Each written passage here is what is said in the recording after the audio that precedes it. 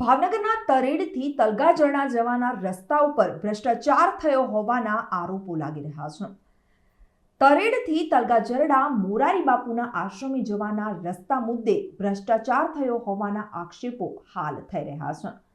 બનેલા આ 5 કિલોમીટરના રસ્તા પર હાથ લગાવતા જ માટી નીકળી રહી હોવાના દ્રશ્યો સામે આવી રહ્યા છે।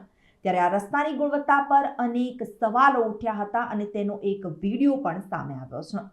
અને આ સવાલ ઉઠાવતા એક વિડીયો સામે આવ્યો હોય। જિલ્લા પંચાયતના બનાવેલા આ રોડ પર ગુણવત્તાને લઈને સવાલો ઉઠ્યા હતા અને આ બાબતે મોરારી બાપુએ વ્યાસપીઠ પરથી આ રસ્તાઓ અંગે ટકોર કરી હતી। ત્યારે આ રસ્તો પોલો થઈ ગયો છે અને ત્યાંથી માટી પણ નીકળી રહી છે। વિડીયોમાં આ બાબતે આક્ષેપો કરતા લોકો પણ નજર આવી રહ્યા છે।